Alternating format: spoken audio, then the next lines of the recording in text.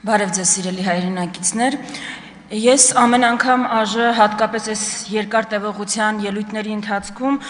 պատկերացնում եմ մեր հայրենակիցների զգացողությունները, ես չեմ այս բառից էլ անգամ խուսափի, պատկերացնում եմ նաև գուցե զզվանքի են աստիճանը, որ մարդիկ ունենում են ու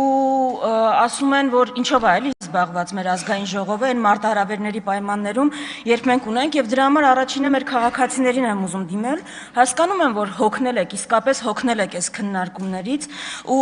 չեք տեսնում ձեր շահերի ու խնդիրների արտացոլանքը այս քննարկումների, բայց ես ուզում եմ, որ նաև հստակ պատկերացնեք ինչու է այդպես ստացվում։ Գիտեք, իշխող ուժը ջանք չի խնայում ցույց տալու կամ ապացուցելու համար, որ դա դե իրենք միշտ սուրբ են, չար, վատ, ընդդիմության մեղքն է, որ այդպես է, ծեծկրտուկ լինում է ընդդիմությունն է սադրում, քննարկումների, որ այս որակի են ընդդիմությունն է, բայց ես ուզում եմ, որ այս հարցի պատասխանը դուք փնտրեք մի հատ պարզ արգումենտի մեջ, էլի։ Մի հատ նայեք մինչև 2018 քննարկումները ու ազգային ժողովը, նայեք 18-ից հետո փոխվել է ազգային ժողովում, ընդդիմություններ են փոխվել, բայց քննարկման որակը ոչ միայն չի լավացել, այլ գնալով վատացել է։ Նայեք, որտեղ է ԿՊ-ն իշխանություն ու տեսեք ինչ մթնոլորտ է այդտեղ, Երևանի ավականու նիստերը նայեք որտեղ է ոչ ԿՊ-ական իշխանություն, կլինի Կապանում, կլինի Գյումրիում, որտեղ շատ փխրուն կոալիցիա էր, ու տեսեք այնտեղ ոնց է ընթանում։ Ուզում եմ ասել, այս երբ այս գնահատականները տալիս ենք, նշենք հասցեատիրոջը ու նրան ում պատճառով այս քննարկումները այս մակարդակի են։ Ու այս նախաբանը նրա համար էր, որ թողած այս մեր բոլոր մարտահրավերները իշխանությունը ամեն անգամ բանը կոծկելու համար երկրում տիրող իրավիճակը պնդում է, որ ընդդիմությունը զրո ազդեցության ուժ է, դաշնակցությունը գոյություն չունի, 7 տարի է թաղել են, 7 տարի է ամեն օր թաղում են, ու գալիս են, գրանցվում են 30 ելույթ, 29-ը խոսում են ընդդիմության մասին։ Ես ընդդիմությանը ու դաշնակցությանը մեղադրանքներին կանադառնամ, բայց դրանից առաջ ուզում եմ ասել ինչի է տենց լինում, որովհետև ժողովուրդ ջան, այո, երկրում 37 թվի մթնոլորտ է, հեսա կբացատրեմ, դուք շատ հեգնում եք այդ, ինչ է կատարվում։ Ռուբեն Ռուբինյանը ապացուցելու համար իմ են պնդմանը, որ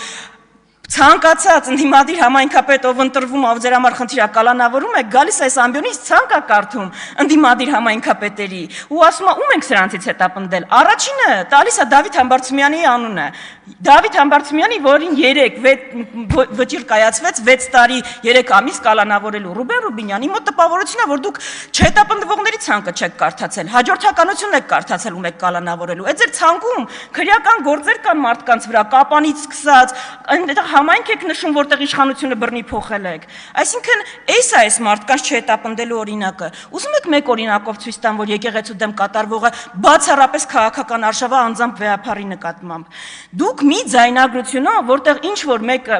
քահանա նախկին ասում է վեհապարը ինձ ասել է մայրիկիդ վերցրու գնա ցույցի։ Այդ դրվագով դուք քրեական հետապնդում եք, վարույթ եք հարուցել ամենայն հայոց վեհապարի նկատմամբ ու ծաղրում եք եկեղեցու հայտարարությունը, որ չի բան արել, չի անդրադարձել այդ դրվագին, բայց ասում է ձայնագրությունը ապօրինի է։ Ուզում եք մի դրվագով տեսնել որտեղ է, ոնց է երևում, որ դա քաղաքական հետապնդում է։ Իսկ դուք այս մի ձայնագրությունը հիշում եք։ Նիկոլ Փաշինյան, Արթուր Վանեցյան, Սասուն Խաչատրյան հեռախոսազրույցի գաղտնալսման նոր ձայնագրությունը կալանավորել ՀԱՊԿ նախկին գլխավոր քարտուղար Յուրի Խաչատուրովին, թե ոչ խոսակցության առաջին հատվածում վարչապետի պաշտոնակատարն ու ԱԱԾ տնօրենը քննարկում են հարցը, խոսում նաև Ռոբերտ Քոչարյանին կալանավորելու հարցի շուրջ։ Վարչապետ, հիմա նայեք, Խաչատուրովին ուզում ենք տանենք կալանքի։ Խաչատուրովին ուզում ենք տանենք կալանքի, ԱԱԾ-պետը վարչապետին։ Հիմա գիտեք ինչ եղավ այս ձայնագրության հետ։ Չէ, դուք վարույթ չառուցեցիք, որ ուզում ենք Խաչատուրովին կալանքի տանել, ԱԱԾ-պետը Սասուն Խաչատրյան դա քննարկում է։ Վարույթը հարուցվեց, որ ձայնագրությունը եղել է ապօրինի։ Պատկերացնում եք, այտենց ոչ քաղաքական հետապնդում, երբ Փաշինյանին է վերաբերում։ Մի հատ էլ պարզ դրվագ ես ուղղակի կարամ ասեմ, այդ որ շոուով ներխուժում եք, այդ մարդկանց ուզում եք ծեփեք պոլին, չգիտեմ, դռները ջարդում եք, այդ մարդկանց Միքայել Աչապահյանին ծանոթություն ուղարկել եք, որ ներկայանա, ու չի ներկայացել դրա համար եք վեհարան մտել։ Թե ուղղակի ուզում եք այդ շոուն ստանալ, այս ժողովուրդը անընդհատ այդ շոուների առավոտյան պիտի արթնանա այդ շոուների դրվագով։ Այդ է, հասկանում եք, ու ձեր մի քիչ սափրված լինելը, սրտի կանելը ձեզ ոչ ավտորիտար կամ ժողովրդավար չի սարքում, ժողովուրդ։ Այո, ժամանակները զարգացել են, 21-րդ դարն է, գուցե դուք Սադամ Հուսեյնի տեսք չունեք, այո, 37 թվի համեմատ մենք համացանց ունենք, բայց դուք դրանից ավելի ժողովրդավար չեք դարձել։ Էդվարդ Աղաջանյան, հմեկը այլևս մենաշնորհ չունի, մարդը կարա Facebook-յան լայվով, կարճ վիդեոյով իր տեսակետը արտահայտի, դուք դրա այդ բան չեք կարա անեք։ Բայց դրա համար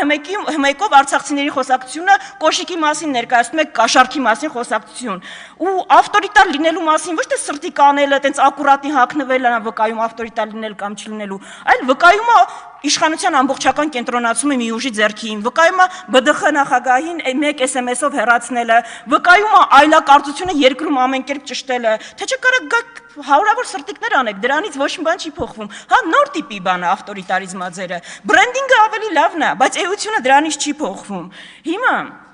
գալով մեղադրանքներին արդեն։ Գիտեք, այս մեղադրանքներից իսկապես ես անկեղծ առանց հեգնանք չափազանց շնորհակալ եմ դաշնակցության մասին ձեր ցանկացած ելույթից։ Դուք առիթ եք տալիս մեզ, մեր հասարակությանը, Էդվարդ Աղաջանյանը էլի ճիշտ է ասում է, երիտասարդներին, ովքեր շատ տեղյակ չեն, ներկայացնելու ու բացատրելու մեր մոտեցումները ու մեր պատմությունը։ Հիմա մեզ մեղադրանքը ինչ էր այս օրերի ընթացքում։ Պատկերացնում եք, դաշնակցությանը մեղադրում էին 88 թվին Սումգայիթի ջարդերից հետո անկախություն չգոռալու մեջ։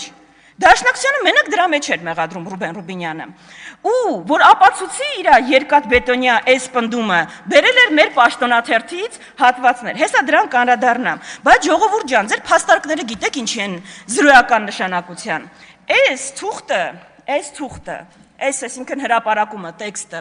հրապարակել է Արայիկ Հարությունյանը 2019 թվականին իր պաշտոնական էջում, Արայիկ Հարությունյանը այդ ժամանակ ԿԳՄՍ նախարար էր, գիտեք այս ինչ թուղթ է, այս բոլշևիկների կեղծ նամակն է, որ իբր մեր պետության հիմնադիր Արամ Մանուկյանը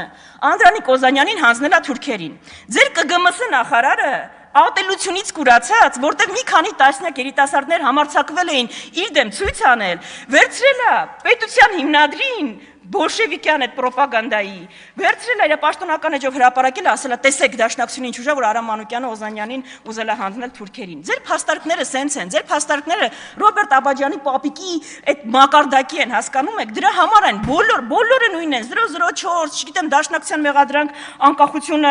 անկախության չուզելու։ Հիմա գանք այդ մեղադրանքներին։ Դուք ինչ վերցրել եք, որով մեր մեղադրում եք, մեզ ուզում եք մեղադրեք, ինչ կլինի։ Մեր պաշտոնաթերթերից եք վերցրել, հասկանում եք։ Մենք դա հրապարակել ենք, մենք ենք դա հրապարակել։ Ռուբեն Ռուբինյան, եթե ձեր մոտ Civic-ում հրապարակված ամեն ինչ ձեր պաշտոնական տեսակետն է, մեր մոտ տենց չի։ Մեր մոտ այո, խրախուսվել է եւ խրախուսվում է բանավեճը, դրոշակում դաշնակցության առաջին դեմքերը բանավիճել են սոցիալիզմի դերի մասին, բանավիճել են ազգայնականության դերի մասին, ու հրապարակային են բանավիճել, ու դաշնակցության հորդորով են բանավիճել, ու դա է մեր ու ձեր տարբերությունը, մենք դա խրախուսել ենք, ու պաշտոնաթերթով տպել ենք, դուք կարաք Էդիկ Հովհաննիսյանից ավելի վիճահարույց պնդումներ բերեք, բայց դա բանավեճ է եղել, որը ձեր մոտ չկա, որը ձեր մոտ ամեն անգամ նրանով, որ ձեր հետ համաձայն չի, հայտնվում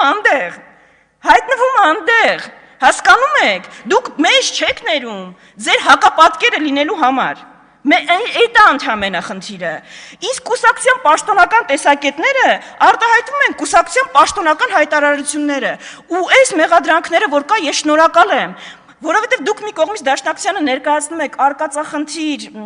ռոմանտիկ, ծայրահեղական ուժ, մի կողմից հանում ենք հայտարարությունները, տեսնում ենք, որ այն պարագայում, երբ այո, դաշնակցությունը Արցախում ունեցել է ղեկավար, այո, իր ամբողջ ուժերով կռվել է Արցախում, դաշնակցությունը օրինակ երբեք չի ասել Արցախը Հայաստանա ու վերջ, ինչա դժվար էր ասել, գայթակղությունը քիչ էր ասել, բայց այդքան քաղաքական հասունություն է ունեցել, ու այդ 30 տարի առաջվա հայտարարությունները, որ կարդում եմ, ես ոչ թե ամաչում եմ, այլ ասում եմ հերատես է եղել այս ուժը, այո ամբողջ ուժերով գետնի վրա կռվել է, Բայց այն հայտարարությունները, որ դուք եք արել, չի արել, ու մենք հենց տենց ենք պատկերացնում։ Հա ժողովուրդ ջան, հա սիրելի երիտասարդներ, այս ուժը ամենաշատն 600 անգամ օրը ինքնիշխանությունից է խոսում, բայց ի՞նչ է անում գետնի վրա։ Ու այլընտրանքը դրա ո՞րն է, այլընտրանքը այն է, ինչ իրանք ցույց են տալի, որ մենք արել ենք։ Այո, կարող է մենք 600 անգամ ինքնիշխանություն չասենք ու 600 անգամ խաղաղություն չասենք, բայց գետնի վրա քայլեր իրականացնենք, որ դա ապահովի, ինչպես եղել է այն առաջին 30 տարի առաջ։ Այսինքն այդ է տարբերությունը։ Էդ է մեր ու ձեր տարբերությունը։ Ծայրահեղական ուժի հայտարարությունը հանում են ամենակշռադատված, բոլոր վտանգները հաշվի առած, հայտարարություն։ Ու մեղադրանքը այն է ընդամենը, որ 88 թվին Սումգայիթի ջարդերից հետո դաշնակցությունը պարզվում է չի գոռացել անկախ Հայաստան։ Շնորհակալություն, Գեղամ Մանուկյան, համեցեք։ Այ մամա ջան։